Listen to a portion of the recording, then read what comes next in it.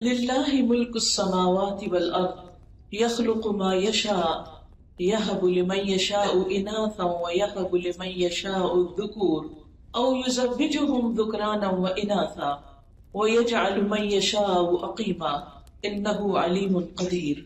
آسمانوں اور زمین کی بادشاہت اللہ کے لیے ہے، وہ جو چاہے پیدا کرتا ہے، جسے چاہے لڑکیاں عطا کرتا ہے اور جسے چاہے لڑکے عطا کرتا ہے، یا لڑکے اور لڑکیاں ملا کر دیتا ہے، اور جسے چاہتا ہے بانٹ بنا دیتا ہے، یعنی اولادی نہیں دیتا۔ یقیناً وہ سب کچھ جاننے والا، قدرت والا ہے۔ تو اولاد کا ہونا، بچوں کا ہونا، یہ دراصل سراسر اللہ سبحانہ وتعالیٰ کے ہاتھ میں ہے، وہی تخلیق کرتا ہے۔ انسان تو صرف ایک سبب ہے، ایک ذریعہ ہے۔ تو دوسرے لفظوں میں ہمارے بچے ہمارے پاس اللہ کی امانت ہے، کیونکہ انہیں اللہ نے پیدا کیا ہے۔ ہمارے لیے تو یہ ایک نعمت ہے۔ اللہ تعالیٰ نے ان کے ذریعے ہمیں خوشیاں عطا کی، ہماری آنکھوں کی ٹھنڈک بنایا، ہماری خواہشات کی تکمیل کی، ہماری نسل کو آگے بڑھایا، اور اگر ہم اس کی اچھی تربیت کریں تو ہمارے مرنے کے بعد بھی وہ دنیا میں بھی اور پھر آخرت کے اعتبار سے بھی ہمیں فائدہ پہنچانے والے ہیں، صدقہ جاریہ کی شکل میں، نیک نامی کی شکل میں۔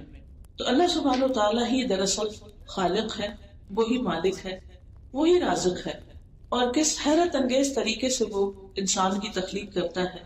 انسان اپنے آپ کو دیکھے، اپنے بچوں کو دیکھے، اور جس طرح وہ دیکھتے ہیں، بولتے ہیں، بات کرتے ہیں، ان کے چھوٹے چھوٹے ہاتھ، پاؤں، ان کی سارے اعضاء کی تکمیل، یہ ساری اللہ کی نشانیوں میں سے۔ اور انسان سوچے کہ کس جگہ پر اللہ سبحانہ وتعالیٰ ان کو بناتا ہے، وہ کیسی فیکٹری، ایک چھوٹی سی چیز، ایک چھوٹی سی مشین، ایک سوئی بھی بنانے کے لیے کتنا ہیوج سٹرکچر کھڑا کرنا پڑتا ہے، کتنی بڑی بڑی مشینیں لگانی پڑتی، پھر جا کر کوئی چیز بنتی۔ اللہ سبحانہ وتعالیٰ بچوں کو ماں کے پیٹ میں 3 پردوں کے اندر تخلیق کرتا ہے۔ یخلقکم فی بطون امہاتکم خلقا من بعد خلق فی ظلمات 3، وہ تمہیں تمہاری ماؤں کے پیٹوں میں 3 تاریک پردوں میں ایک کے بعد دوسری شکل دیتے ہوئے پیدا کرتا ہے، یعنی مختلف سٹیجز سے بچہ ایک کمپلیٹ شکل لے کر دنیا میں آتا ہے، اور جب وہ آتا ہے تو سب خوش ہو جاتے ہیں۔ اب دیکھیے کہ اللہ سبحانہ وتعالیٰ نے اولاد کے آنے کی خبر کو قرآن مجید میں خوشخبری قرار دیا ہے۔ ہم جانتے ہیں کہ حضرت زکریا علیہ السلام کی اولاد نہیں تھی، اور انہوں نے ایک طویل عرصے تک دعائیں مانگی تھی اللہ تعالیٰ سے۔ تو اللہ تعالیٰ نے پھر ان کی دعا سن لی اور فرمایا، یا زکریا انا نبشرک بغلام اسمہ یحییٰ، اے زکریا ہم آپ کو ایسے لڑکے کی خوشخبری دیتے ہیں جس کا نام یحییٰ ہوگا۔ اس کا نام بھی اللہ سبحانہ وتعالیٰ نے خود ہی رکھ دیا۔ اور پھر اسی طرح ہم دیکھتے ہیں کہ ابراہیم علیہ السلام کو جب بیٹے کی خوشخبری دی گئی تو فرشتے ان کے پاس خبر لے کر آئے۔ اذ دخلوا علیہ فقالوا سلاما، جب وہ ان پر داخل ہوئے تو انہوں نے کہا سلام۔ قال انا منکم وجلون، ابراہیم کہنے لگے کہ ہم تو تم سے ڈرنے والے ہیں۔ قالوا لا توجل، فرشتوں نے کہا ڈرو نہیں، انا نبشرک بغلام علیم، بے شک ہم تمہیں ایک بہت علم والے لڑکے کی خوشخبری دیتے ہیں۔ قال ابشرتمونی علی ان مسنی الکبر فبم تبشرون، اس نے کہا کیا تم مجھے اس کے باوجود خوشخبری دے رہے ہو کہ مجھے بڑھاپا آ گیا ہے؟ تو کس بات کی خوشخبری دے رہے ہو؟ کیا واقعی اولاد کی خوشخبری؟ کہ انہیں یقین نہیں آ رہا تھا۔ قالوا بشرناک بالحق فلا تکن من القانتین، انہوں نے کہا ہم تمہیں حق کی خوشخبری دیتے ہیں، حق کے ساتھ، بالکل سچی بات کی، آپ نا امید نہ ہوں۔ قال ومن يقنط من رحمت ربه الا الضالون، تو انہوں نے کہا کہ گمراہوں کے سوا اپنے رب کی رحمت سے کون نا امید ہوتا ہے۔ تو آپ دیکھیے ان دونوں آیتوں سے ہمیں یہ بات پتہ چلتی ہے کہ اولاد کا ملنا، اولاد کا دنیا میں آنا ایک خوشخبری ہے، گڈ نیوز ہے۔ ایون جب ایک عورت کنسیو کرتی ہے بچے کو تو اس کو بھی گڈ نیوز بتایا جاتا ہے۔ تو جو بچہ اتنی اچھی خبر کے ساتھ دنیا میں آتا ہے پھر اس کا ہم پر کیا حق ہو سکتا ہے کہ کس طرح ہم انہیں پالیں، کس طرح ان کی تربیت کریں، کس طرح ان کی کیئر کریں، کس طرح ان کا خیال رکھیں، کیونکہ وہ ہمارے لیے ایک اچھی خبر لے کر آئے۔ نبی صلی اللہ علیہ وسلم نے حضرت حسن اور حسین کے بارے میں فرمایا کہ یہ دونوں میری دنیا کے پھول ہیں، انہیں پھول کہا۔ تو بچے واقعی ہمارے لیے پھولوں کی طرح ہیں۔ بچوں کو پھول کہنے کا مطلب کیا ہے؟ پھولوں سے ہم کس طرح معاملہ کرتے ہیں، کتنی احتیاط سے ان کو پک کرتے ہیں، کتنی احتیاط سے ان کو رکھتے ہیں، ان کو سجاتے ہیں، اور ان کو سخت ہاتھ نہیں لگاتے، ان کے ساتھ احتیاط کا معاملہ کرتے ہیں اور ان کی پوری کیئر کرتے ہیں، کیونکہ اگر کیئر نہ کی جائے تو کیا ہوتا ہے، پھول مرجھا جاتے ہیں، جھڑ جاتے ہیں، ضائع ہو جاتے ہیں، ہمارے لیے خوشی کا باعث نہیں بنتے۔ اسی طرح جب تک بچے ہماری زندگی میں ہوں، وہ پھولوں کی طرح ہمیں خوش کرتے رہتے ہیں اپنی معصوم ننھی ننھی حرکتوں کے ساتھ۔ لیکن جیسے کہ آپ نے دیکھا ہوگا کہ پھولوں کے ساتھ کانٹے بھی ہوتے ہیں۔ جو شخص پھولوں کو انجوائے کرنا چاہتا ہے اس کو کانٹوں سے پھر بچنا چاہیے، اور اس بات کو ایکسپیکٹ کرنا چاہیے کہ پھولوں کے ساتھ کانٹے تو ہوں گے۔ اس لیے بچوں کی پیدائش کے ساتھ ہی ماں کی بہت سی ذمہ داریاں بڑھ جاتی ہیں، باپ کی بھی بڑھتی ہیں، لیکن زیادہ تر چونکہ بچے ماں کے ساتھ بچپن میں وقت گزارتے ہیں تو ماں کی ذمہ داریاں کئی گنا زیادہ بڑھ جاتی ہیں، اور اس میں سے بچوں کے کچھ کام ایسے بھی ہوتے ہیں جو تکلیف دہ ہوتے ہیں۔ لیکن کبھی ہم نے کانٹوں کی وجہ سے پھولوں کو ناپسند کیا، یا کبھی ان کو کہا کہ ہم تو گھر میں نہیں لائیں گے، ان کے ساتھ کانٹے ہیں؟ نہیں، کوئی بھی ہمیں پھول دے یا ہم خود خریدیں یا کہیں دیکھیں تو ہم ان کی طرف متوجہ ہوئے بغیر رہ نہیں سکتے۔ اللہ کی قدرت بھی یاد آتی ہے، اور ان کی نرمی اور ملائمت بھی، اور ان کی خوبصورتی بھی، کیونکہ وہ ہمارے دل کو بہلانے کا ذریعہ بنتے ہیں۔ اسی طرح اولاد کو آنکھوں کی ٹھنڈک بھی کہا گیا ہے، اور یہ اس وقت آنکھوں کی ٹھنڈک ہوتی ہے جب ہم اس کی اچھی تربیت کرتے ہیں۔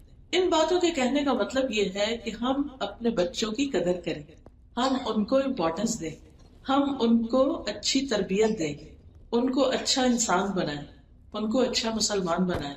اور یہ کام وہی کر سکتا ہے جو کرنا جانتا ہو، کیونکہ اچھی مائیں اچھی نسلیں، اور پھر یہ تعلق دو طرفہ بھی ہوتا ہے۔ اس لیے اس تربیت میں ہمیں اللہ سبحانہ وتعالیٰ سے دعا بھی مانگنی چاہیے کہ ربنا هب لنا من ازواجنا وذریاتنا قرۃ اعین واجعلنا للمتقین اماما۔ اے اللہ، ہمیں ہمارے ازواج اور ہماری اولادوں سے آنکھوں کی ٹھنڈک عطا کر، کہ ہم انہیں جب دیکھیں ہمارا دل خوش ہو جائے، انہیں دیکھ کر جلے اور پڑے نہیں، وہ ہمارے لیے پریشانیوں کا باعث نہیں ہو بلکہ ہماری آنکھوں کی ٹھنڈک ہو۔ اس لیے زندگی کا کوئی دن ایسا نہ جائے کہ جس میں آپ یہ دعا نہ مانگیں۔ ہر ماں باپ کو یہ دعا لازماً آنی چاہیے، اور صرف آنی ہی نہیں چاہیے بلکہ پڑھنی بھی چاہیے۔ تو قبولیت کی گھڑیوں میں یہ دعا ضرور مانگا کریں، کیونکہ یہ اولاد دنیا میں بھی آپ کی آنکھوں کی ٹھنڈک ہے، اور مرنے کے بعد آپ کے لیے صدقہ جاریہ ہے۔ رسول اللہ صلی اللہ علیہ وسلم نے فرمایا، جب انسان مر جاتا ہے تو 3 اعمال کے علاوہ اس کے سارے اعمال کا سلسلہ ختم ہو جاتا ہے، منقطع ہو جاتا ہے۔ وہ اعمال ہیں صدقہ جاریہ، اچھی جگہ مال خرچ کرنا جو مرنے کے بعد بھی انسان کے لیے ثواب کمانے کا ذریعہ ہو، وہ علم جس سے فائدہ اٹھایا جائے، یا نیک اولاد جو اس کے لیے دعا کرے۔ نیک اولاد، تو اولاد کو بچپن سے ہی اچھی تربیت دینا کہ وہ بڑے ہو کر نیک ثابت ہوں، نیک بنے، یہ بہت ضروری ہے، کیونکہ ہمارے مرنے کے بعد اور تو کوئی ہمیں یاد رکھے گا یا نہیں، لیکن بچوں کو بہرحال اپنے ماں باپ ان کی مہربانیوں کی وجہ سے ضرور یاد آتے ہیں۔ اور صرف یاد کر لینا ہی کافی نہیں، بلکہ ماں باپ کے لیے دعائیں مانگنا ضروری ہے۔ لیکن اگر ہم اپنے بچوں کو کوئی دعا سکھائیں گے ہی نہیں تو وہ ہمارے لیے کیا دعا مانگیں؟ اگر ہم ان کی کوئی دینی تربیت کریں گے ہی نہیں تو انہیں کیا پتا کہ ہمارے ماں باپ کے حقوق ہم پر کیا ہیں اور ہماری ذمہ داریاں کیا ہیں۔ اس لیے ہمیں بہرحال ان کی اچھی تربیت کرنا ہے، یعنی دعا بھی اور کوشش بھی۔ اور پھر یہ کہ اولاد جو کہ خوشخبری بھی ہے اور انسان کے لیے ایسی انویسٹمنٹ ہے، ایسی بڑی چیز ہے کہ جو مرنے کے بعد اس کے لیے مسلسل ثواب میں اضافے کا ذریعہ۔ تو اس لیے ہمارے دین نے اس بات کو پریفر کیا کہ بچے زیادہ ہوں۔ انس رضی اللہ عنہ سے مروی ہے کہ نبی صلی اللہ علیہ وسلم نے فرمایا، کیا میں تمہیں ان عورتوں کی خبر نہ دوں جو جنت میں ہوں گی؟ ہم نے عرض کیا، ضرور ہے اللہ کے رسول۔ آپ نے فرمایا، زیادہ بچے پیدا کرنے والی، محبت کرنے والی۔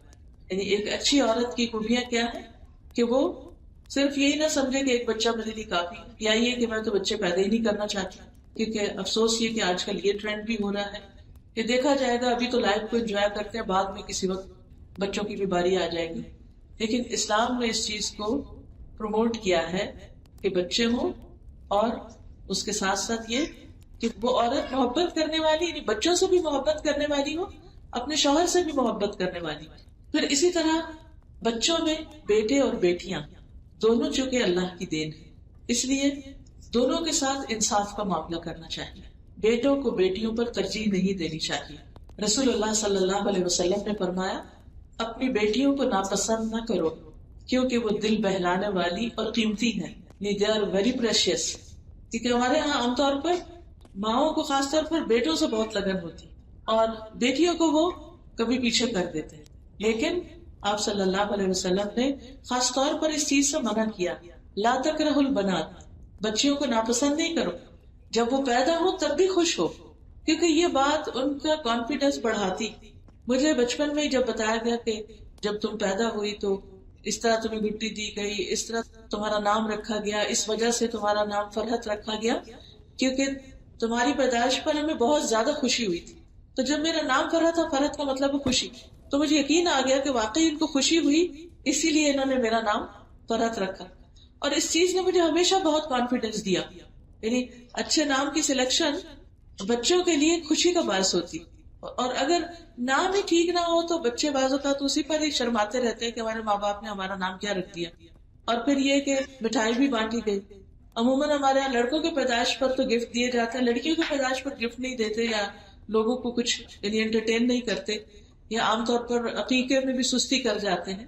تو ایسے میں اس میں فرق نہیں کرنا چاہیے، دونوں کو امپورٹنس دینی چاہیے، اور خصوصاً بیٹیوں کو.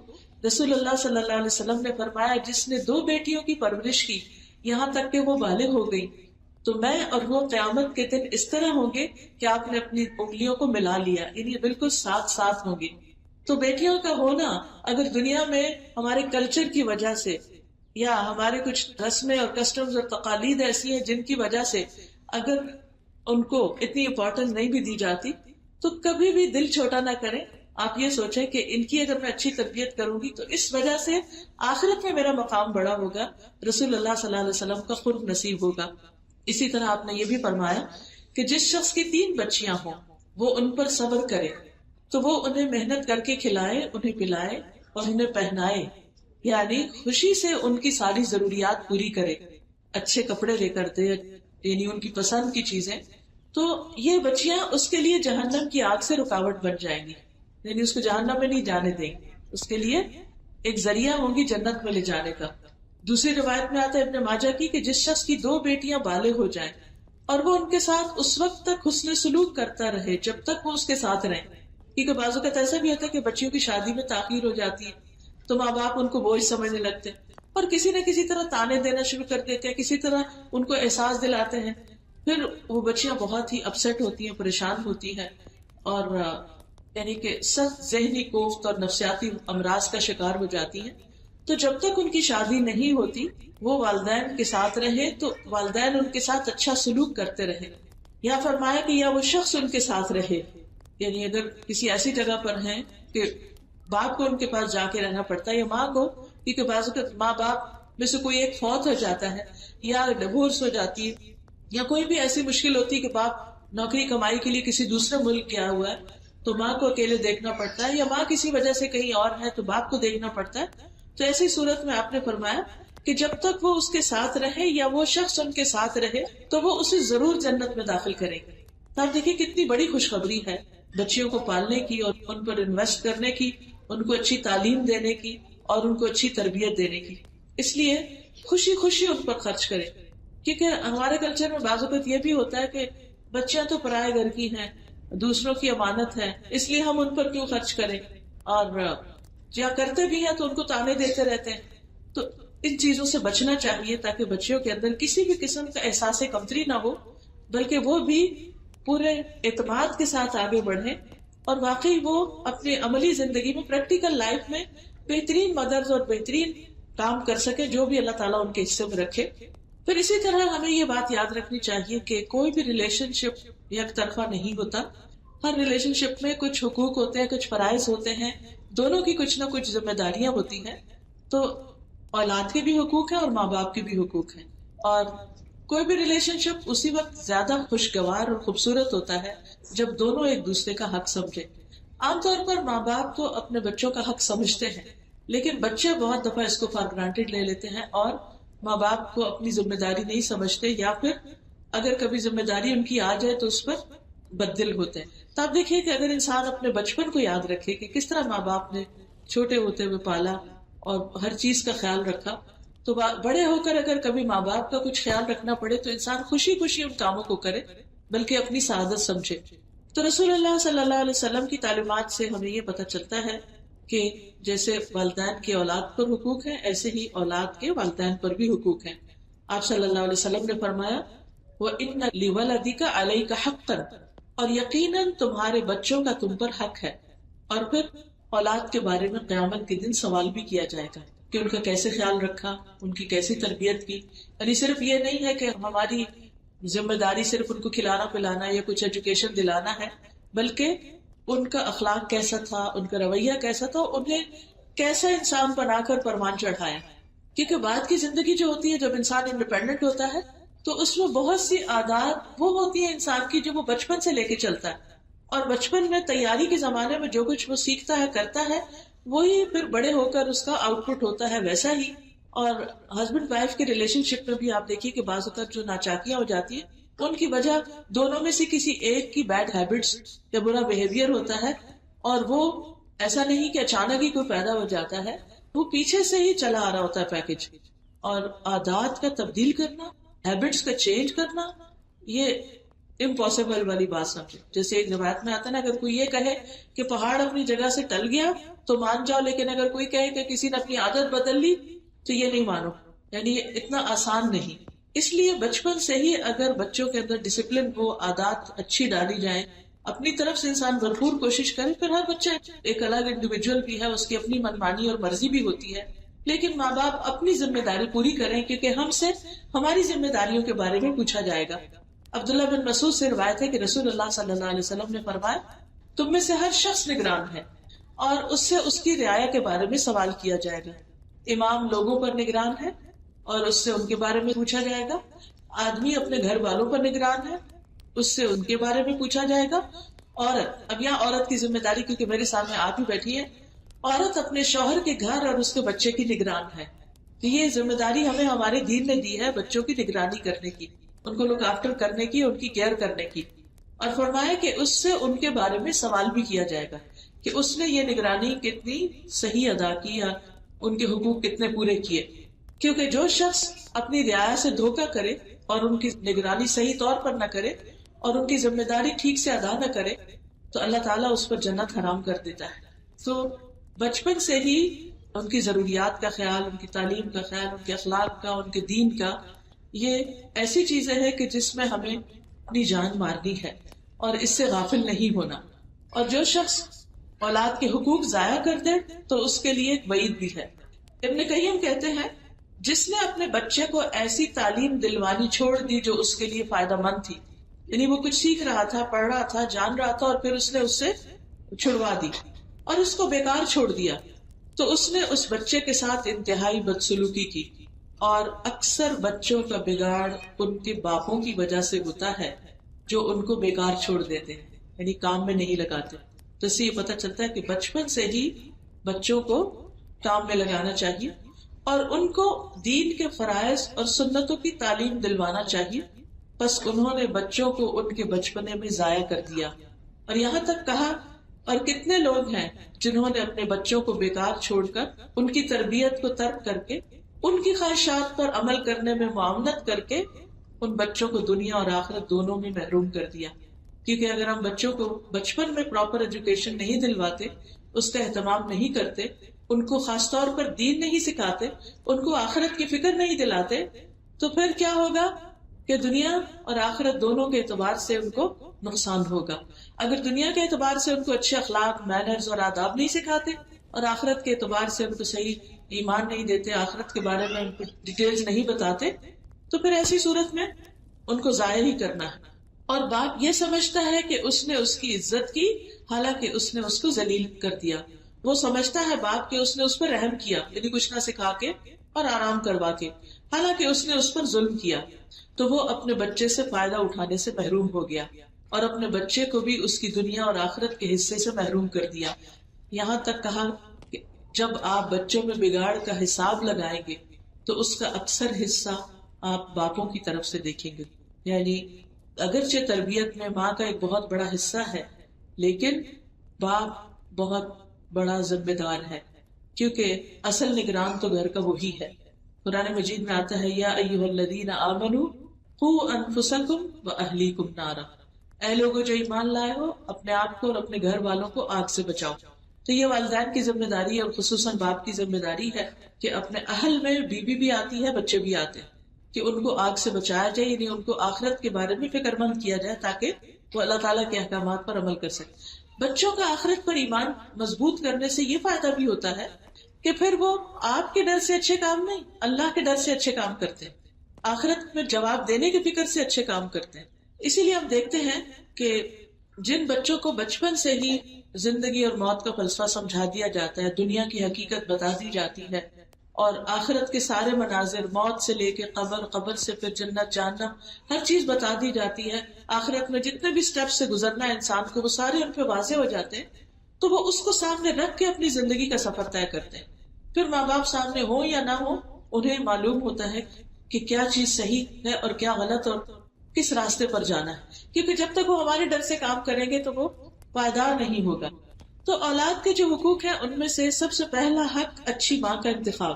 یعنی جب ایک انسان شادی کرے تو ایک نیک عورت سے شادی کرے، اچھے اخلاق والی سے کرے، صرف حسن یا دولت کو نہیں دیکھے.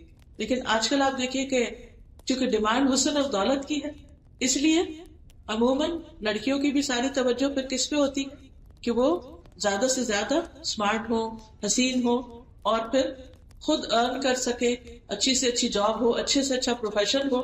ان دو چیزوں کی دوڑ میں کیا چیز متاثر ہو جاتی ہے؟ دین، آخرت کی فکر، اپنے فرائض اور ذمہ داریوں کو جاننے اور سیکھنے کا وقت وہ چلا جاتا ہے. تو اسی لیے کہا گیا کیونکہ بچوں کی تربیت اچھے رول ماڈلز کے بغیر ہو ہی نہیں سکتی.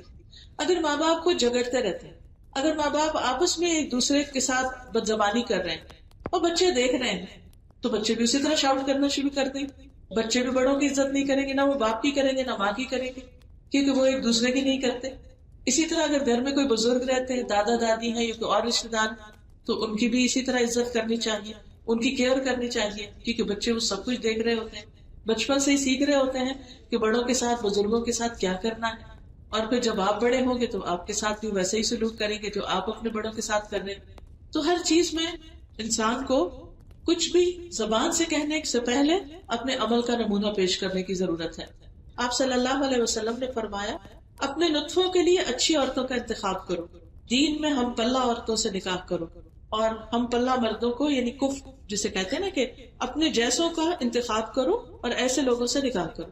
جب ہم مثلا بیٹی کا نکاح کرنا چاہتے ہیں اور ہمارے سامنے صرف یہ ہے کہ لڑکا مالدار ہو، چاہے ڈرنک کرتا ہو، چاہے وہ گیملنگ کرتا ہو یا اور غلط عادتیں ہوں اس میں، تو صرف اگر اس کے مال و دولت کو دیکھ کر یا اچھے گھر کو دیکھ کر بظاہر یعنی دنیاوی اعتبار سے ہم اگر اپنی بیٹیوں کو دیکھ لیتے تو بعض اوقات بچیوں کا مستقبل تاریک ہو جاتا ہے.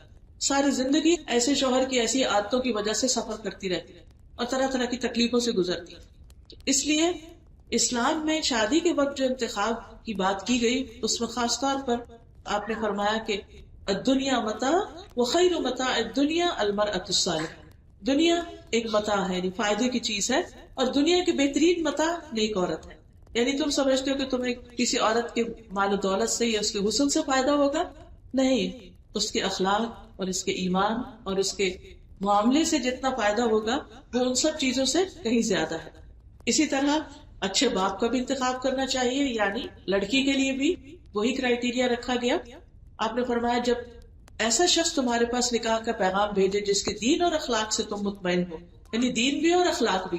بعض اوقات لوگ دین تو دیکھ لیتے اخلاق نہیں دیکھتے، نتیجہ کیا ہوتا ہے؟ بعد میں پریشان ہوتے ہیں ہم نے تو اس کو دیندار سمجھ کے شادی کر دی تھی لیکن اس کا تو اخلاق ہی اچھا نہیں. تو اخلاق کو بھی پرکھ لینا چاہیے دوسرے کے. تو آپ نے فرمایا کہ اگر تم اس کے دین اور اخلاق سے مطمئن ہو تو نکاح کر دو، اگر ایسا نہیں کرو گے تو زمین میں فتنہ اور بہت بڑا فساد پیدا ہوگا. پھر اسی طرح یہ ہے کہ آغاز جب شادی کے بعد دونوں ایک دوسرے کے ساتھ اپنے ازدواجی زندگی کا کریں تو اس میں خاص طور پر شیطان کے شر سے بچنے کے لیے دعا کریں. ہم دیکھتے ہیں کہ کس طرح حضرت مریم کی والدہ نے جب حضرت مریم پیدا ہوئی تو اسی وقت ان کو کیا کہا کہ بلکہ ان کی پیدائش سے پہلے ہی انی اعیذھا بک وذریتھا من الشیطان الرجیم، کہ اس بچی کو بھی اور اس کی آگے اولاد کو بھی شیطان مردود سے بچانے کے لیے تیری پناہ میں دے۔ اسی طرح ولادت کے بعد بچے کے کچھ حقوق ہیں، اس میں خاص طور پر ان کا اچھا نام رکھنا، انبیاء کے نام پر نام رکھنا، پھر اسی طرح بچوں کو دودھ پلانا، اور پھر ہم سب جانتے ہیں کہ دودھ پلانے سے بچہ ماں کے جتنے قریب ہوتا ہے اور جتنی بچے کو ماں سے پھر ایک اٹیچمنٹ اور ایک محبت ہوتی ہے، اور پھر صحت کے اعتبار سے بھی بہت سے جو بینیفٹس بتائے جاتے ہیں، یہ دینی اعتبار سے بھی بچوں کا بہت بڑا حق ہے۔ اللہ سبحانہ وتعالیٰ نے ماں کا سینہ رکھا ہی اس لیے بڑا ہے کہ وہ بچے کو دودھ پلانے کے قابل ہو سکے، یعنی وہ سب سے بڑھ کر بچے کا حق ہے کہ ماں کے سینے سے سکون پائے۔ لیکن جب ماں بچے کو صرف اپنے فگر کی خاطر دودھ سے محروم کر دیتی ہے تو یہ بہت بڑی زیادتی ہے۔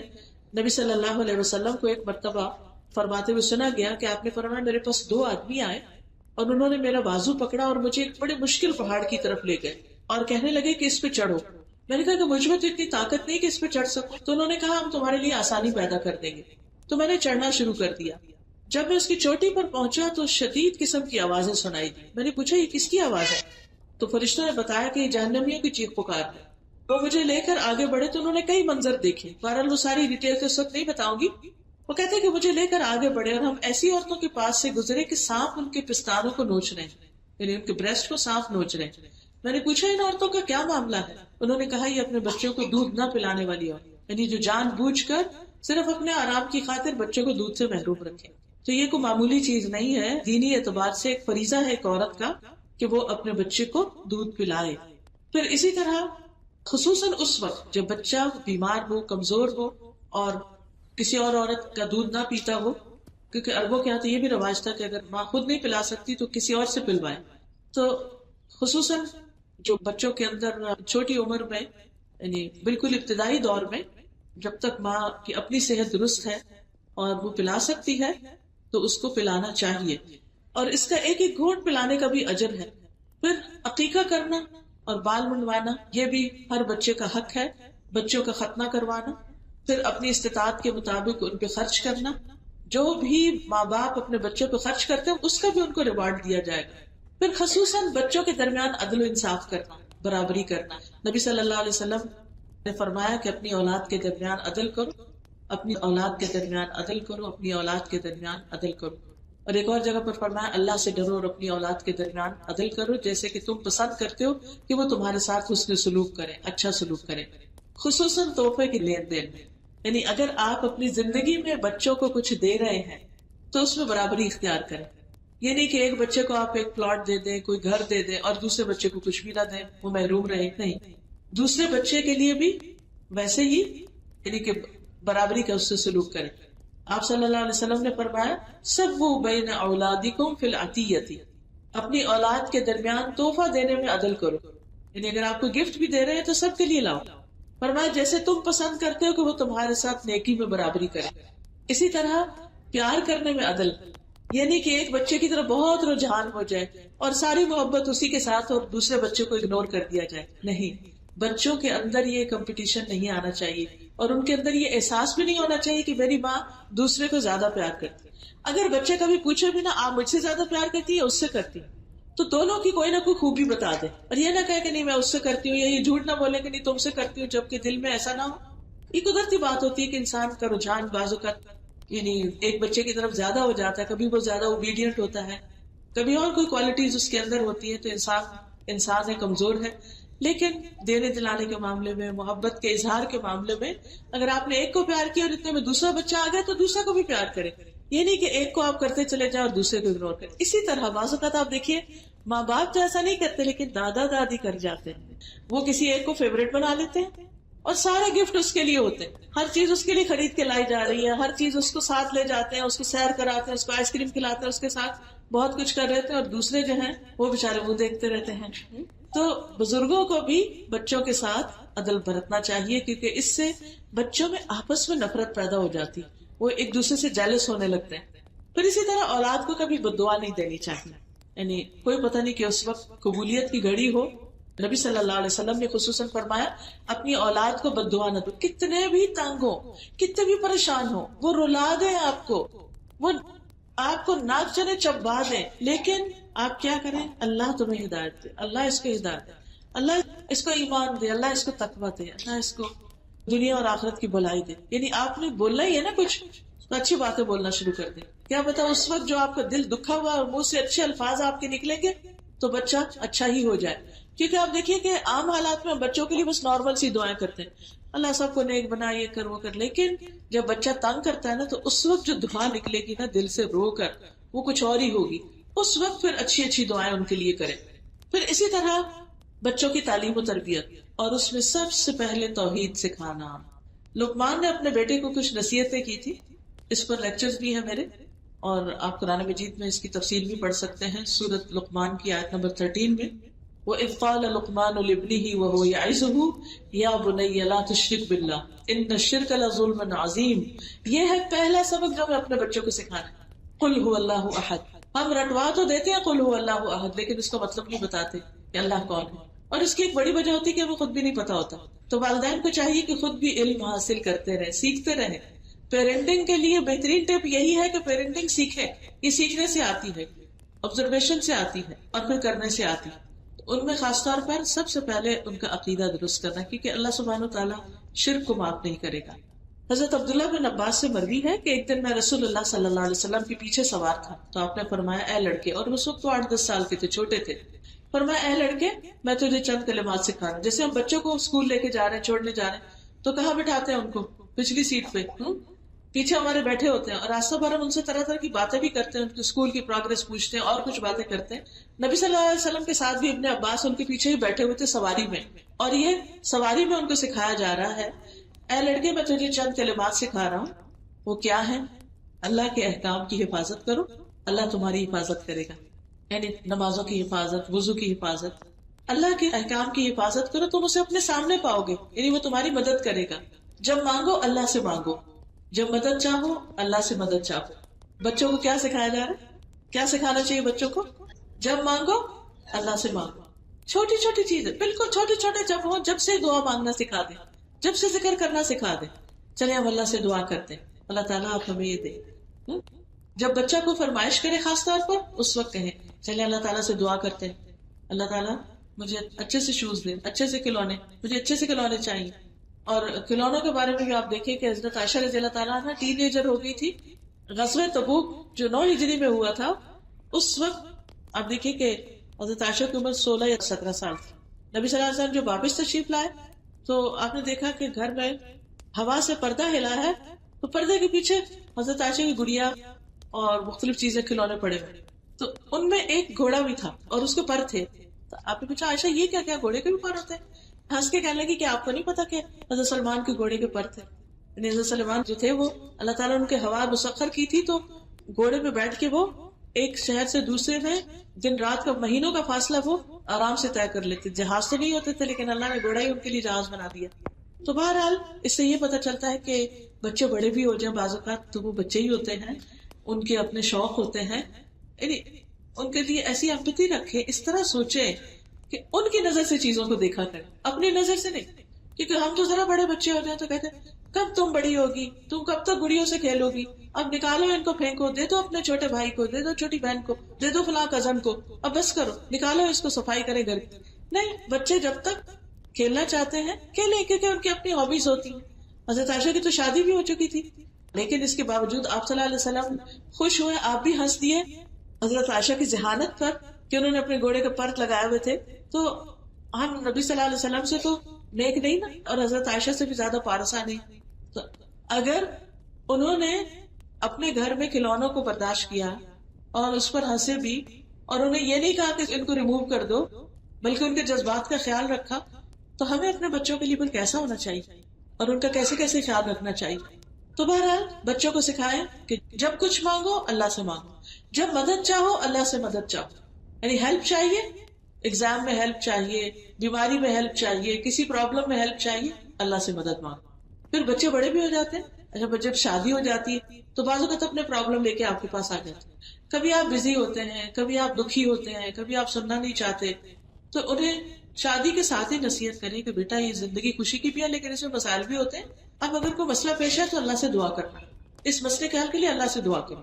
تو ان کو اللہ سے جوڑے تاکہ وہ آپ پر ڈیپینڈ نہیں کریں، اللہ سبحانہ وتعالیٰ سے اپنا تعلق مضبوط رکھے.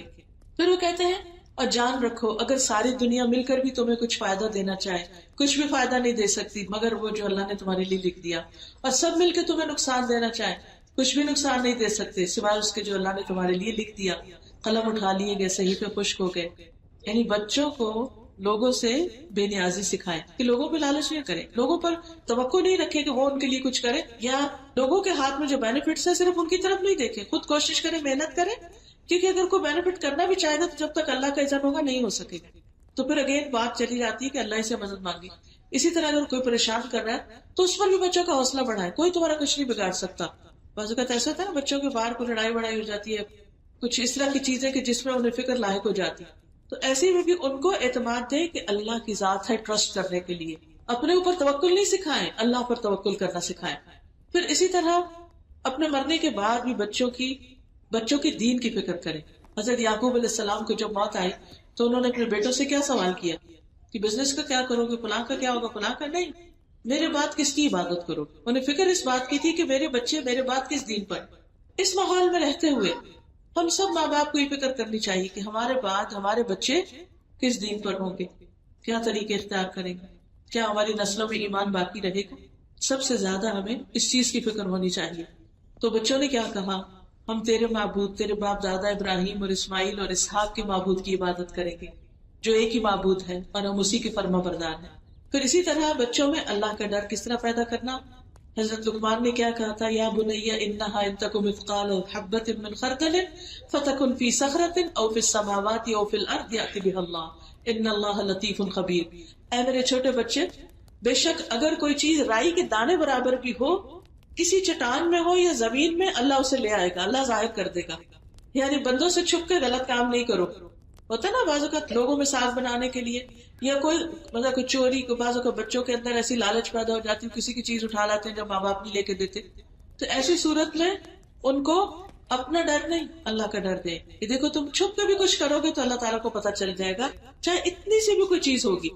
پھر اسی طرح آخرت کی فکر میں جیسے نبی صلی اللہ علیہ وسلم نے حضرت فاطمہ سے کہا تھا کہ اے فاطمہ بنت محمد، اپنے آپ کو جہنم کی آگ سے بچاؤ، میں تمہارے لیے کسی چیز کا مالک نہیں، البتہ رشتہ داری کا جو تعلق ہے اس کی وجہ سے تم تک پہنچاتا رہوں گا، یعنی کچھ نہ کچھ تمہیں دنیا میں فائدہ پہنچاتا رہوں گا. پھر اسی طرح نمازوں کی پابندی سکھانا، اور اس کے لیے یہ نہ کہیں کہ چاہے نماز پڑھے کہ آئے نماز پڑھتے ہیں، اپنے ساتھ ملا لے، شریک کر لے. پھر اسی طرح فرض نماز کے علاوہ نوافل کی بھی ترغیب دینا. نبی صلی اللہ علیہ وسلم ایک دفعہ تہجد کے لیے اٹھے اور دیکھا کہ حضرت فاطمہ وغیرہ کی طرف ان کے گھر کی لائٹ آف تھی. پھر آپ وہاں خود تشریف لے گئے نماز بیچ میں چھوڑ کر اور ان کو جگانے لگے. پھر واپس آ گئے، پھر دیکھا کہ ابھی کوئی آہٹ نہیں، پھر دوبارہ گئے تو انہیں کہا کہ اٹھو نماز پڑھو، یعنی تہجد پڑھو. حضرت علی کہتے ہیں کہ وہ نیند میں آنکھیں ملتے ہوئے اٹھ بیٹھے اور کہنے لگے ہم تو وہی نماز پڑھیں گے جو اللہ نے ہماری قسمت میں لکھی ہے، ہماری روحیں تو اللہ کے ہاتھ میں ہے، جب چاہے گا ہمیں اٹھائے گا. تو آپ اپنی ران پہ ہاتھ مارتے ہوئے واپس تشریف لائے اور فرمایا ہم تو وہی پڑھیں گے جو اللہ نے ہماری قسمت میں لکھا ہے. در حقیقت انسان سب سے زیادہ جھگڑالو ہے، یعنی بحث کر لیتا ہے اور کرنے کا کام ہوتا ہے، اس کی طرف توجہ نہیں ہوتی. پھر اسی طرح یہ ہے کہ روزے رکھوانا، اور روزوں میں فرض روزے تو ہم عام طور پہ رکھواتے ہیں، نفل روزوں کی طرف بھی توجہ دلانا. عاشورہ کے روزے کے بارے میں آتا ہے، ربیہ بنت معوذ کہتی ہے کہ نبی صلی اللہ علیہ وسلم نے جب ترغیب دلائی تو ہم خود بھی روزہ رکھتے تھے اور اللہ کی توفیق سے اپنے چھوٹے بچوں کو بھی روزہ رکھواتے. ہم مسجد چلے جاتے اور بچوں کے لیے اون کی گڑیا بنا لیتے، جب کوئی کھانے کے لیے روتا تو اس کو کھیلنے کے لیے گڑیا دے دیتے، یہاں تک کہ افطار کا وقت آ جاتا. یعنی چھوٹے چھوٹے بچے جو کھیلنے والے عمر ہے اس میں بھی ان کو روزے رکھواتے. اسی طرح بچوں کو حج یا عمرے پہ ساتھ لے کے جانا. صاحب کہتے ہیں مجھے رسول اللہ صلی اللہ علیہ وسلم کے ساتھ حج کرایا گیا جب میں صرف 7 سال کا تھا. پھر اسی طرح ایک عورت بچے کو اٹھا کر لائی اور اس نے کہا کہ کیا اللہ کے رسول صلی اللہ علیہ وسلم کیا اس کا بھی حج ہو جائے گا؟ آپ نے فرمایا ہاں، اور تمہیں بھی اجر ملے گا، یعنی جو ماں باپ بچوں کو خود لے کر جائیں. پھر اسی طرح قرآن کی تعلیم دینا. ایک مقولہ ہے، ایک سیئی ہے کسی کی، اپنے بچے کو قرآن سکھا دو، قرآن اسے ہر چیز سکھا دے گا. اپنے بچے کو قرآن سکھا دو، قرآن اسے ہر چیز سکھا دے گا. پھر اسی طرح حدیث کی تعلیم دینا. اسماعیل بن رجا بچوں کو جمع کرتے اور انہیں حدیثیں سنایا کرتے تھے، اور اس کا میں نے بہت فائدہ دیکھا ہے. میں اپنے بچے کے ساتھ صرف 1 یا 2 حدیثیں روزانہ پڑھتی تھی. جب اسکول جانے لگتا تو اسکول جانے سے پہلے ناشتے کی میز پر ہی ساتھ ہی کتاب رکھ لیتی.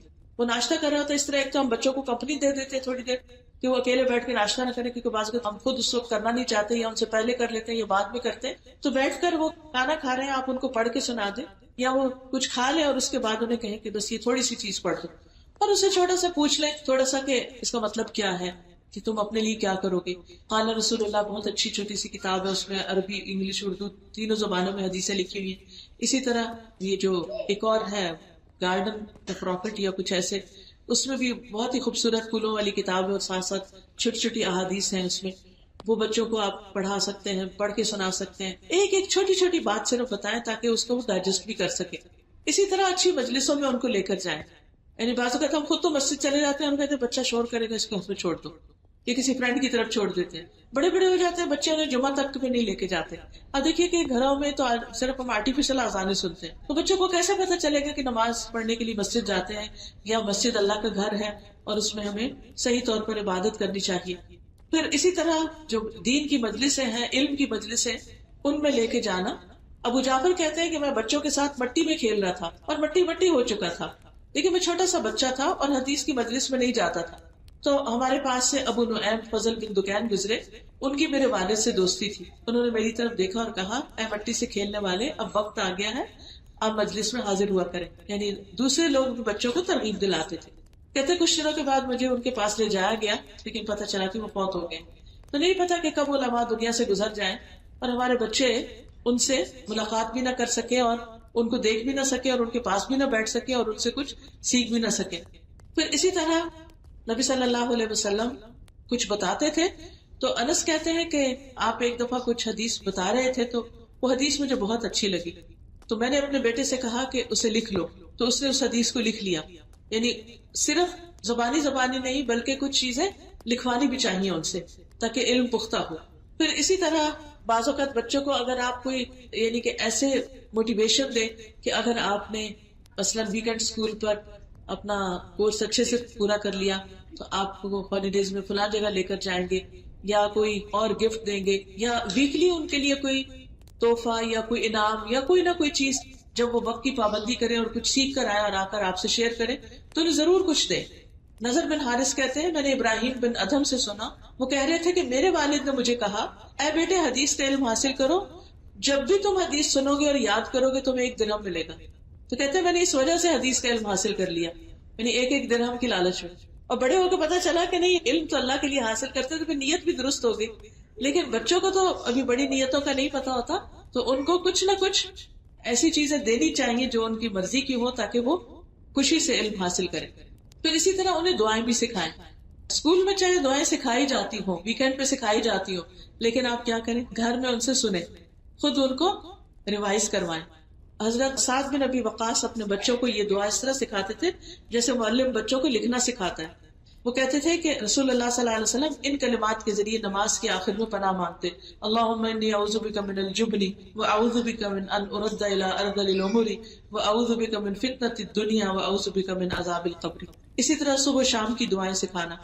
حضرت انس کہتے ہیں کہ رسول اللہ صلی اللہ علیہ وسلم نے حضرت فاطمہ کو یہ دعا سکھائی، یا حی یا قیوم برحمتک استغیث اصلح لی شأنی کلہ ولا تکلنی الی نفسی طرفۃ عین۔ اسی طرح بیماری میں خیال رکھنا۔ حضرت عائشہ بیمار تھی، حضرت ابوبکر ان کے پاس آئے، کہنے لگے کیا حال ہے بیٹی، اور پھر ان کے رخسار کو چوما بھی۔ اب آپ دیکھیے کہ وہ بڑی ہو چکی ہیں، شادی ہو چکی ہے، اپنے گھر جا چکی ہے، لیکن باپ جب عیادت کرنے کے لیے جاتا ہے تو کیا کرتا ہے، اس کو پیار کرتا ہے، چومتا ہے۔ کیونکہ ہم جب بچے بڑے ہوتے ہیں، خصوص شادی ہو جاتی ہے، پھر ہم کہتے ہیں یہ تو اب انڈیپینڈنٹ ہے، ان کو پیار نہیں کرتے۔ بچے چھوٹے ہوں یا بڑے ہوں، ہر عمر میں ان کو پیار چاہیے ہوتا ہے، ماں باپ سے محبت چاہیے ہوتی، اور یہ ان کی غذا ہوتی، ان کی جذباتی نشو و نما کے لیے ان کی فوڈ ہے، تو اس سے ان کو محروم نہ کریں۔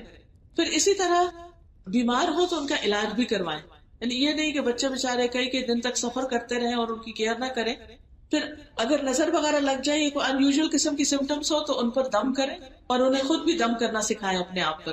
رات کو سوتے ہوئے اپنے ہاتھوں پر کل پڑے اور پھونک مار کر اپنے پورے جسم پر پھیرے جیسے نبی صلی اللہ علیہ وسلم پھیرا کرتے تھے۔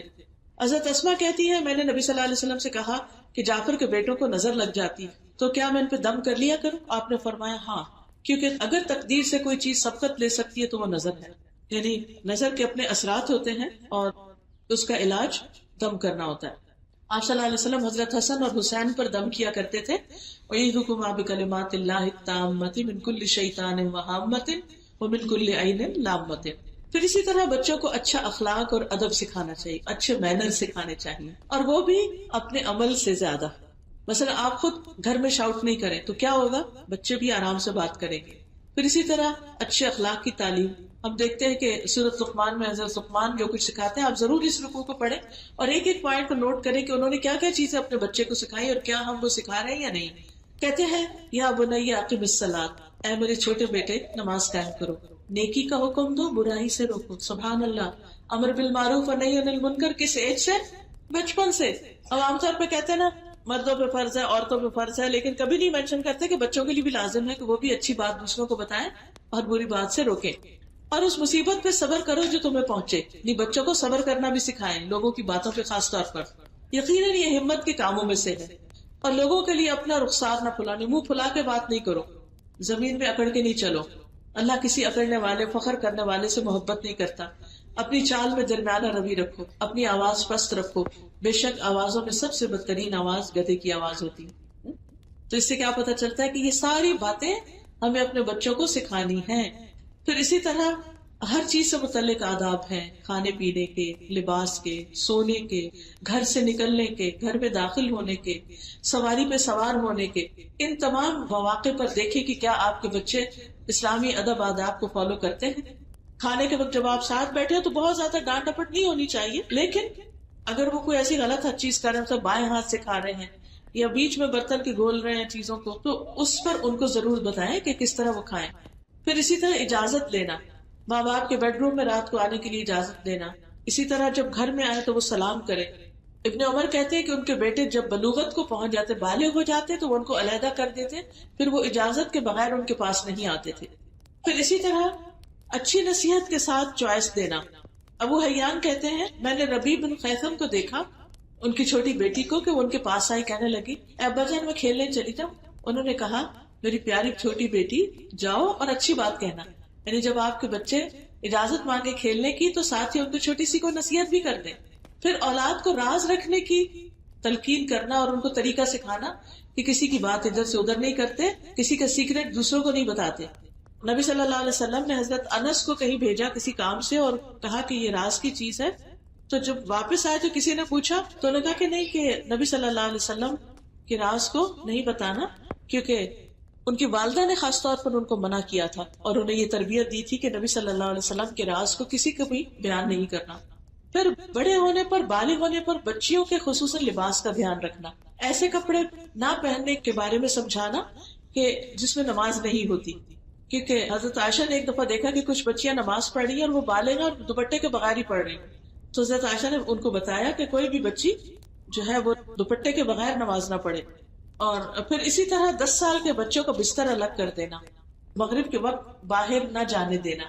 پھر اسی طرح چھوٹے ہوتے ہی حلال حرام کی تمیز کروانا۔ حضرت حسن حسین نے ایک دفعہ منہ میں کھجور ڈال لی تھی تو آپ نے باہر نکال دی کہ یہ صدقے کی کھجور ہے، لیکن یاد رکھیے کہ زیادہ روک ٹوک نہیں، ہر بات میں انٹرفیئرنس نہیں، کیونکہ اس سے بچوں کے اندر بگاڑ پیدا ہوتا ہے۔ کبھی ان کی غلطیوں کے اوپر آنکھ بھی بند کر لیا کریں، ہر وقت نصیحتیں نہیں کرنی۔ یعنی آپ دیکھیے کہ اگر کوئی شخص ایک دوا دن میں کئی دفعہ کھانا شروع کر دے تو کیا ہوگا، وہ صحت مند نہیں ہوگا۔ تو ہم اپنے بچوں کو ہر تھوڑی دیر کے بعد ایک نئی گولی کھلا رہے ہوتے ہیں، اب یہ کرو، اب یہ نہیں کرنا، اب وہ نہیں کرنا، کام ان کو چھوڑتے بھی نہیں کہ وہ اپنے ذرا خود بھی اپنی سکلز کو آزمائیں۔ ہم کوئی کر رہا تھا تو بیچ میں اگر ان کو کچھ پکانے کو دیں گے، کچھ طے کرنے کو دیں گے، دھونے کو دیں گے، یہ نہ کرنا، وہ نہیں جب آپ کام دے رہے ہو نا پہلے بتا دیں کیا کرنا ہے کیا نہیں کرنا، جب وہ کر چکے پھر پوچھیں اچھا کیسا رہا، کیا کیا مشکل پیش آئی، اللہ یہ کہ بیچ میں کوئی بہت ہی ڈینجرس کام ہونے لگے تو اس وقت آپ انٹرفیئر کریں، لیکن یہ نہیں کہ بغیر اجازت نوک کیے دم سے کمرے میں چلے گئے، خصوصاً جب بچے بڑے ہو جائیں، بالغ ہو جائیں، تو ان کی بھی ایک پرائیویسی ہوتی، ان کی بھی ایک عزت ہوتی، ان کی بھی ایک حیا ہوتی، تو اس کا خیال رکھنا چاہیے۔ پھر اسی طرح آپ دیکھیے کہ نبی صلی اللہ علیہ وسلم کے پاس حضرت انس سے 10 سال ہے تقریباً، وہ کہتے ہیں ایک دفعہ آپ نے مجھے کسی کام سے بھیجا، میں باہر جا کے کھیلنے لگ گیا، کام نہیں کیا، اتنے میں آپ میرے پیچھے آئے، آپ نے آ کے گردن سے مجھے پیچھے سے پکڑ کے پیار سے دیکھنے لگے، کہنے لگے، یعنی جب دیکھا تو یہ اللہ کے رسول، آپ نے فرمایا انیس وہ میرے کام کا کیا ہوا؟ کہتے ہیں اللہ کے رسول میں ابھی جاتا ہوں۔ آپ نے ان کو ڈانٹا نہیں، ناراض نہیں، کچھ نہیں، بچے ہیں نا، بچے اتنی جلدی ڈسٹریکٹ ہوتے ہیں، کوئی کھیل دیکھ لے اس میں لگ جاتے ہیں اور آپ نے جو کام کا وہ بھول ہی جاتے ہیں بالکل. تو ان کے بھولنے کو بھی سمجھیے، وہ آپ کی طرح میچور نہیں ہے تو ان کو مارجن دیں، اور اگر وہ بھول جائیں تو محبت سے بتائیں. پھر اسی طرح اچھے کاموں میں ساتھ شریک کریں. حضرت ابراہیم علیہ السلام کو جب کعبہ کی تعمیر کا حکم ہوا تو اسماعیل چھوٹے تھے، لیکن اللہ تعالیٰ نے کیا حکم دیا حضرت ابراہیم کو؟ تو انہوں نے جا کے بیٹے سے کہا اللہ تعالیٰ نے ہمیں اپنا گھر بنانے کا حکم دیا. تو وہ دونوں ساتھ ساتھ پھر دیواریں اٹھا رہے تھے، جس کا قرآن میں سورۃ البقرہ 127 میں ذکر ہے. پھر اسی طرح بچوں سے کیے ہوئے وعدے پورے کرنا، جھوٹے وعدے ان سے نہ کریں، ان سے غلط بیانی نہ کریں، یعنی جھوٹ نہیں بولے بچوں کے ساتھ، کیونکہ اگر آپ غلط بیانی کریں گے یا مبالغہ نہیں بہت کریں گے تو بچے بھی وہی سیکھ لیں گے، پھر ساری زندگی ان کو سمجھانا مشکل ہو جائے گا. ایک ماں نے اپنے بچے کو بلایا اور کہا کہ ادھر آؤ میں تمہیں کچھ دوں. تو آپ نے بولا واقعی تم کچھ دینا چاہتی، ورنہ یہ تمہارے اعمال نامے میں جھوٹ لکھا جائے. کیونکہ بات کرتے ہم بچوں کو جیسے مرغیوں کو دانا کرنے، مرغی کو پکڑنا ہو تو پہلے اس کو بلاتے ہیں آ کر کے اور اس کو دانا ڈالتے ہیں، اور پھر جب وہ آ جاتی ہے تو پکڑ لیتے ہیں. تو بعض اوقات دانا کوئی بھی نہیں ڈالتے، ایسے ہی اس کو جھوٹا موٹا اشارہ کر رہے ہوتے ہیں. تو اس طرح کے دھوکے والی کوئی چیز بچوں کے ساتھ نہیں ہونی چاہیے، کیونکہ آپ ان کے لیے رول ماڈل ہیں. پھر بچوں کے ساتھ رحم دلی، شفقت، محبت. انس کہتے ہیں میں نے رسول اللہ صلی اللہ علیہ وسلم سے بڑھ کر کسی کو بچوں پہ شفقت کرتے ہوئے نہیں دیکھا. آپ نے فرمایا قریش کی عورتیں بہت نیک ہیں جو اپنے چھوٹے یتیم بچوں پر سب سے زیادہ مہربان ہیں اور اپنے خاندوں کے مال کی زیادہ حفاظت کرنے والی. پھر بچوں کو پیار نہ کرنے والے والدین کی مذمت بھی کی. آپ صلی اللہ علیہ وسلم کے پاس ایک دفعہ حضرت حسن آیا، آپ نے ان کو پیار کیا، بوسہ دیا، کس کیا. تو ان کے پاس اقرا بن حابس بیٹھے ہوئے تھے، تو انہیں کہنے کہ میرے 10 بچے ہیں، میں نے تو کبھی بھی ان کو پیار نہیں کیا. آپ نے فرمایا جو رحم نہیں کرتا اس پر بھی رحم نہیں کیا جاتا. پھر اسی طرح کچھ اور دیہاتی آئے، انہوں نے کہا آپ اپنے بچوں کو چومتے ہیں، ہم تو کبھی نہیں چومتے. تو آپ نے فرمایا میں کیا کروں اگر اللہ نے تمہارے اندر سے رحم اٹھا لیا. خصوصاً والد کو چاہیے کہ وہ بچوں سے پیار کرے، کہ وہ ماں تو کرتی ہی رہتی ہے، لیکن باپ اپنا روب جمانے کے لیے بعض اوقات بچوں کو اٹھاتے نہیں، قریب نہیں لاتے، یا پیار نہیں کرتے، یا ان کے ساتھ ہنسی مذاق نہیں کرتے. لیکن آپ صلی اللہ علیہ وسلم اپنے بچوں کو اور خصوصاً اپنے نواسوں کو بہت پیار کرتے، نواسی کو بھی کرتے. نماز میں اپنے کندھے پر ایک مرتبہ بٹھایا ہوا تھا. پھر ان کے لیے بول کے محبت کا اظہار کرنا کہ بیٹا آئی لو یو. ایک موقع پر آپ صلی اللہ علیہ وسلم نے حضرت حسن سے فرمایا اللہم انی احبہ، اللہ میں اس سے محبت کرتا ہوں، فاحبہ، آپ بھی اس سے محبت کیجئے، واحبب من یحبہ، اور جو ان سے محبت کرتا ہے آپ اس سے بھی محبت کریں. یعنی جو بھی حسن سے محبت کرے آپ اس سے محبت کریں. کتنی زیادہ آپ نے دعا دی. پھر اسی طرح بچوں کو نک نیم سے کبھی پکار کے محبت کا اظہار کرنا، ان کے نئے نئے لقب رکھ کے ان کو توجہ دینا. آپ صلی اللہ علیہ وسلم جب کبھی خطبہ دے رہے ہوتے یا نماز کی حالت میں حسن حسین آ جاتے تو آپ ان کو بھی ایکولی توجہ دے رہے ہوتے تھے. نماز میں آپ کی پیٹھ پر چڑھ جاتے اگر بچے تو آپ اس وقت تک سجدے سے سر نہ اٹھاتے جب تک کہ وہ خود نہیں اتر جاتے تھے. پھر اسی طرح آپ اپنے بچے کو اٹھاتے. ابراہیم آپ کے جو چھوٹے بیٹے تھے حضرت ماریہ سے، تو رسول اللہ صلی اللہ علیہ وسلم نے ان کو گود میں لیا، پیار کیا، سونگا. تو اپنے بچوں کو اسمیل بھی کرنا چاہیے، قریب لانا چاہیے. یہ چیزیں محبت میں اضافہ کرتی ہیں. اسی طرح بچوں کے ساتھ پکڑن پکڑائی وغیرہ کھیلنا، ان کے لیے وہ رائڈ بن جانا، وہ بچے اوپر چڑھ جائیں اور آپ ان کے لیے یعنی کہ جیسے گھوڑا بن جاتے ہیں اس طرح ان کو اپنے اوپر چڑھنے دینا. حضرت حسین رضی اللہ عنہ گلی میں کھیل رہے تھے، نبی صلی اللہ علیہ وسلم اپنے دوستوں کے ساتھ کہیں جا رہے تھے. آپ نے ان کو چھوڑا اور ان کو پکڑنے کے لیے ہاتھ پھیلا دیے تو ادھر ادھر بھاگنے لگے. آپ انہیں ہنساتے رہے حتیٰ کہ آپ نے ان کو پکڑ لیا، اور پھر آپ نے اپنا ایک ہاتھ ان کی تھوڑی کے نیچے رکھا، دوسرا سر کے پچھلے حصے پر رکھا اور انہیں چوم لیا. پھر اسی طرح ایک دفعہ حضرت اسامہ جو تھے ان کو چوٹ لگ گئی. اسامہ زید جو آپ کے منہ بولے بیٹے تھے ان کے بیٹے تھے، تو وہ حضرت حسن کی عمر کے تھے. ان کا رنگ سیاہ تھا، حضرت حسن کا بہت سرخ سفید تھا. تو دونوں کو اکٹھے گود میں بٹھا لیتے، ایک کو ایک طرف ایک کو ایک طرف. تو ایک دفعہ حضرت عائشہ کہتی ہیں کہ نبی صلی اللہ علیہ وسلم نے مجھے کہا کہ تم اسامہ کا منہ دھو دو، تو وہ بچے ہی تھے. تو حضرت عائشہ کہتی ہے میرے تو بچے نہیں، مجھے بچوں کا منہ نہیں دھونا آتا. تو نبی صلی اللہ علیہ وسلم نے ان کو کچھ نہیں کہا. حضرت عائشہ کہتی ہے کہ پھر میں نے کوشش تو کی لیکن مجھ سے صحیح نہ دھلا، تو آپ نے پھر ان کو پکڑ کر خود دھو دیا. اور آپ نے فرمایا اگر اسامہ لڑکی ہوتا تو میں اس کے ساتھ بہت اچھا کرتا، اس کو زیور پہناتا، تحفے دیتا. یعنی پیار کی باتیں اس سے کی. پھر اسی طرح جب آپ سفر سے واپس آتے تو بچوں کو خاص طور پر ملتے، اور بچے آپ کے پاس لائے جاتے اور آپ سے ملوائے جاتے. پھر اسی طرح بڑے بچوں کو بھی آپ پیار کرتے، عزت دیتے. حضرت فاطمہ کی شادی بھی ہو گئی تھی لیکن جب وہ واپس آتی تو آپ صلی اللہ علیہ وسلم کھڑے ہو جاتے، ان کا استقبال کرتے، ان کے ماتھے پہ چومتے اور ان کو اپنی جگہ پر بٹھاتے.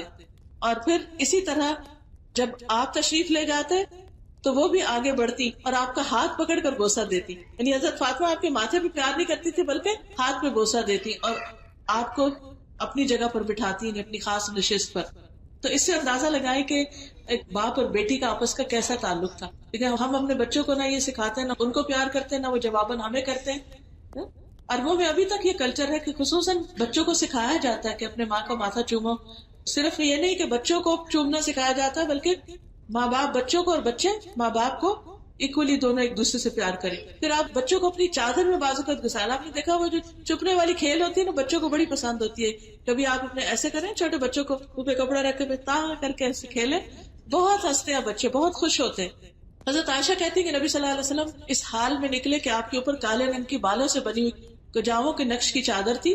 اسی دوران میں حضرت حسن بن علی آئے، آپ نے ان کو اپنی چادر کے اندر کر لیا. پھر حضرت حسین آ گئے، آپ نے ان کو بھی اس کے اندر کر لیا. پھر فاطمہ آ گئی، ان کو بھی ان کے اندر کر لیا. پھر حضرت علی آ گئے، حالانکہ وہ بڑے تھے، ان کو بھی اس چادر کے اندر کر لی. سب کو ساتھ سمیٹ لیا. تو آپ دیکھیے کہ بچے چھوٹے ہوں یا بڑے، ماں باپ کی محبت کے لائق ہیں. پھر چھوٹے بچوں کو نرمی اور پیار سے اٹھانا، پٹکنا نہیں. کیونکہ بعض لوگ بچوں کو اٹھاتے ہیں اور بہت اونچا اچھالتے، اور بعض اوقات یعنی ایک دم، اور کبھی غصے میں آ کے مائیں ایک دم اٹھا پھینکتی ہے بچوں کو. اس سے بچوں کو بہت برا نفسیاتی اثر پڑتا ہے. کتنے بھی آپ غصے میں ہو، بچوں کو نہ تو اس طرح پیٹے اور نہ ہی ان کو پٹخائیں. نبی صلی اللہ علیہ وسلم ایک دفعہ نماز پڑھا رہے تھے، آپ نے سجدہ کیا تو اچانک حسن اور حسین دونوں آپ کی پیٹھ پہ سوار ہو گئے. جب آپ سر اٹھاتے تو نرمی سے اٹھا کے ان کو ایک طرف کرتے، پھر جب دوبارہ سجدہ کرتے تو پھر چڑھ جاتے. پھر آپ جب سجدہ سر اٹھاتے پھر پیار سے ان کو ایک طرف اٹھاتے، جب اتحیات بیٹھ کے اپنی رانوں پہ بٹھا لیتے. تو نبی صلی اللہ علیہ وسلم ایسا کر رہے ہیں. تو ماؤں کو بھی اپنے چھوٹے بچوں کو جو کھیلتے کھیلتے آپ کے پاس آ جائے، نماز میں رونا شروع کرتے ہیں، ان کو اٹھا لے، ان کو اپنی گود میں بٹھا لے. تو حضرت ابو ہریرہ کہتے ہیں کہ ایک دفعہ آپ اسی طرح ان کو جب بٹھا رہے تھے تو میں نبی صلی اللہ علیہ وسلم کے پاس آیا اور میں نے کہا اللہ کے رسول کیا میں ان کو ان کی ماں کے پاس لے جاؤں؟ یعنی وہ دیکھ رہے تھے کہ بچے ڈسٹرب کر رہے ہیں شاید، تو کہنے لگے نہیں نہیں چھوڑ دو. پھر اس کے بعد جب بجلی چمکنے لگی تو آپ نے فرمایا ان کو اپنی ماں کے پاس لے جاؤ، کیونکہ بچے اس وقت ماں کی گود میں زیادہ کمفرٹیبل ہوتے ہیں. تو چھوٹے بچوں کو بالکل مارنا نہیں چاہیے، کیونکہ چھوٹے بچے ان کو تو یعنی نماز بھی ان کی معاف ہے 7 سال کی عمر تک، اور پھر 10 سال کی عمر میں جا کے ان کے ساتھ سختی کی جا سکتی ہے. نماز تک کے لیے اگر ان کو نہیں آپ سختی کر سکتے تو اپنی چھوٹی چھوٹی باتوں کے لیے کیسے آپ ان کو مار سکتے ہیں. لیکن بڑے ہو کر کبھی اگر ڈسپلن کے لیے کچھ انہیں پنشمنٹ دینی بھی پڑے تو نبی صلی اللہ علیہ وسلم نے چہرے پہ مارنے سے منع کیا. اس طرح کان کھینچنا، بال کھینچنا، ہاتھ مروڑنا، ان چیزوں سے بچنا چاہیے. پھر اسی طرح بچوں کو کم عمری میں ہی دوسروں کی خدمت کرنے والا بنائیں، خاص طور پر نیک لوگوں کی خدمت کے لیے بچوں کو لے جائیں. حضرت انس کہتے ہیں کہ جب نبی صلی اللہ علیہ وسلم مدینہ تشریف لائے تو میری عمر 10 سال تھی. میری مائیں، نانی، خالہ، یہ سب مجھے نبی صلی اللہ علیہ وسلم کی خدمت کی مسلسل تاکید کرتی. تو آپ کے گھر میں جیسے دادا دادی، نانا نانی ہے تو بچوں سے کام کروائیں، چاہے ان کے جوتے سیدھے کریں، چاہے پانی دے کر آئیں، یہ کریں، ان کے پاس بیٹھے تاکہ ان کے درمیان ایک محبت پیدا ہو. پھر اسی طرح باصلاحیت بچے ہوں تو انہیں بڑوں کی نگرانی میں دیں، زیادہ پڑھے لکھے سیکھے ہوئے لوگوں کے پاس بٹھائیں تاکہ وہ بھی سیکھیں، علم کی مجلسوں میں لے کر جائیں. اور اسی طرح یہ ہے کہ ڈسپلن کے لیے جہاں ضرورت ہو سختی کرنے کی بھی اجازت ہے، لیکن اعتدال کے اندر، اور کبھی کبھار، یہ نہیں کہ ہر وقت. اور ابن عمر کے بارے میں آتا ہے کہ ان کا بیٹا جب غلط لہجہ استعمال کرتا، بولتے وقت زبان کا استعمال درست نہیں کرتا، یعنی گفتگو اور قرآن کی قرات میں جب غلطی کرتا تو وہ ان کو مارتے بھی تھے. لیکن اس کا یہ مطلب نہیں کہ جیسے ہمارے یہاں مسجدوں میں بچوں کو مار مار کے یعنی ان کا برا حال کر دیا جاتا ہے، تو اس سے پرہیز کرنا چاہیے. پھر اسی طرح یہ ہے کہ ناراضگی کا اظہار بھی اگر وہ دین کے خلاف کوئی کام کرے. پھر اسی طرح بچوں کے لیے خوب خوب دعائیں کریں، کیونکہ والدین کے لیے اولاد کی تربیت کا سب سے اہم پہلو دعا ہے. ایک دعا تو میں نے بتائی تھی، ربنا ہب لنا من ازواجنا وذریاتنا. اسی طرح رب اوزعنی ان اشکر نعمتک التی انعمت علی وعلی والدی وان اعمل صالحا ترضاہ واصلح لی فی ذریتی. اس کو بار بار دہرایا، واصلح لی فی ذریتی، اللہ میری اولاد کی اصلاح کر دے. پھر رب اجعلنی مقیم الصلاۃ ومن ذریتی، اللہ میرے بچوں کو نماز قائم کرنے والا بنا. پھر اسی طرح شرک سے بچنے کی دعا، وجنبنی وبنی ان نعبد الاصنام. پھر اسی طرح بچوں کے نیک سلوک کے بدلے میں اچھی دعائیں. پھر ان کے مال اور اولاد میں برکت کی دعائیں، یعنی بچوں کو بچپن سے ہی برکت کی دعائیں دے، رزق میں برکت کی دعائیں دے. حضرت ابراہیم جب اسماعیل علیہ السلام کو دیکھنے کے لیے آئے تو پوچھا کہ تم لوگ کیا کھاتے ہو؟ انہوں نے کہا کہ گوشت. کہا پیتے کیا؟ اور کہا پانی. تو کہا اللہم بارک لہم فی اللحم والماء، اللہ ان کے گوشت اور پانی میں برکت ڈال دے. تو بہرحال یہ چند چیزیں تھی بچوں کی تربیت کے بارے میں. لیکن آپ دیکھیے کہ اچھی تربیت اسی وقت ہو سکتی ہے جب ہم اپنے بچوں پر اعتماد کریں، بچوں پہ ٹرسٹ کیا کریں. غلطی کریں بھی نا تو آنکھ بند کر لیا کریں، ان کے لیے بھی عذر تلاش کیا کریں جیسے ہم اپنی غلطیوں کے لیے عذر تلاش کرتے ہیں. پھر اسی طرح چھوٹی چھوٹی باتوں میں پیچھے نہ پڑ جائے. کوئی بہت بڑی بات ہو تو واقعی سمجھائیں، لیکن چھوٹی چھوٹی چیزوں کو درگزر کریں، اگنور کریں. جب وہ کوئی کام کرے تو انہیں اپریشیٹ کریں، ان کی تعریف کریں، ان کی ہمت بڑھائیں. انکریجنگ ورڈز ان کو بولے بھی، کبھی لکھ کر بھی دیں. وہ چھوٹا لکھا ہوا ساری زندگی سنبھال کے رکھیں گے کہ ہمارے ماں باپ نے ہمیں یہ بات لکھ کے دی تھی. پھر اسی طرح ان کو دوسرے بہن بھائیوں اور ان کے فرینڈس کے ساتھ کمپیئر نہ کریں. بعض اوقات ہم کزنس کے ساتھ کمپیئر کرتے ہیں، دیکھو وہ تو کلاس میں اس نے تو یہ اور یہ اچیومنٹس کیے، اتنے ایوارڈز لیے، تم نے کیا کیا. اس سے پرہیز کریں، ان کی دلچسپیوں میں دلچسپی لیں. حضرت عائشہ جب نبی صلی اللہ علیہ وسلم یہاں گڑیوں سے کھیلتی تھی تو ان کی سہیلیاں بھی ساتھ ہوتی تھی. جب نبی صلی اللہ علیہ وسلم گھر تشریف لاتے تو وہ ادھر ادھر بھاگنے لگتی. تو آپ ایک ایک کو واپس بھیجتے کہ نہیں تم عائشہ کے ساتھ کھیلو. تو بچوں کے کھیل کود میں بھی دلچسپی لینے کی ضرورت ہے. اسی طرح دوسروں کے سامنے ان کو ذلیل نہ کریں، ان کی تحقیر نہ کریں، ان کو بلیٹل نہیں کریں اور ان کی شکایتیں نہیں کریں. پلیز اللہ کے واسطے، کیونکہ مجھے اتنی تکلیف ہوتی ہے جب بچوں کے ساتھ مائیں آتی ہیں اور کہتی ہیں آپ ہمارے بچوں کو نصیحت کریں، اور پھر لسٹ لمبی شروع ہو جاتی ہے، یہ نہیں کرتے، یہ نہیں کرتے، یہ نہیں کرتے. مجھے اتنا عجیب لگتا ہے کہ بچوں کے سامنے ان کی بری باتیں وہ کی جا رہی ہیں، اور یہ کیا رسپیکٹ کریں گے آپ کی، اور جو نصیحت کرے گا اس کی یا کسی اور کی. باپ کے سامنے بھی بچے کی بےزتی نہ کرے، بچوں کی عزت نفس کا خیال رکھے. پھر اسی طرح یہ کہ ان کے کاموں میں انٹرسٹ لیں، ان کے اسکول کے ہوم ورک میں انٹرسٹ لیں، ان کی تعلیم میں انٹرسٹ لیں. جب وہ جائیں واپس گھر پڑھا کے، چاہے دین کا ویکینڈ سے یا کچھ، ان سے ضرور پوچھیں ان کا دن آج کیسے گزرا اور انہوں نے آج کیا سیکھا، کون سی نئی بات سیکھی. اور ہر وقت ان کا استاد نہ بنے رہے، ان کے دوست بھی بنے، ان کے غم بھی بانٹیں، ان کو شیئر کرنا بھی سکھائیں. ٹھیک ہے؟ تو انشاءاللہ العزیز چھوٹی چھوٹی چیزیں جو ہیں آپ کو فائدہ دیں گی. اور کہتے ہیں کہ 3 منٹ 3 اوقات میں آپ ان کو ضرور دیا کریں. آخری بات کر کے بات ختم کروں گی. 3 منٹ جب صبح اٹھیں تو ان کے آس پاس میں ان کو پیار کریں، ان کو واش روم تک لے جائیں، ان کے جسم پہ ہاتھ کریں، خصوصاً جب چھوٹے بچے. اسی طرح جب وہ اسکول جا رہے ہوں یا واپس آ رہے ہیں اس وقت 3 منٹ دیں. پھر جب وہ سو رہے ہیں اس وقت کچھ ٹائم ان کو دیں. کھانا تو ہم ساتھ کھا ہی لیتے ہیں، بعض اوقات ساتھ کھا رہے ہوتے ہیں تو ہر ایک اپنے موبائل پہ بیٹھا ہوتا ہے اور کوئی کسی کو توجہ نہیں دے رہا ہوتا. تو اس سے بھی پرہیز کریں. کوالٹی ٹائم دیں، کچھ ٹائم ان کے ساتھ ان انٹرپٹیڈ لگائیں، اور ہر بچے کو الگ الگ ٹائم بھی دیں، تھوڑا تھوڑا، چاہے 3 منٹ، لیکن الگ سے اس کی بات سنیں، اس کی دل کی بات سنیں. تو انشاءاللہ آپ دیکھیں گے کہ آپ کی تھوڑی سی بھی کوشش جو ہے وہ بہت فائدہ مند ثابت ہوگی. اللہ سبحانہ و تعالی ہمیں عمل کی توفیق عطا فرمائے.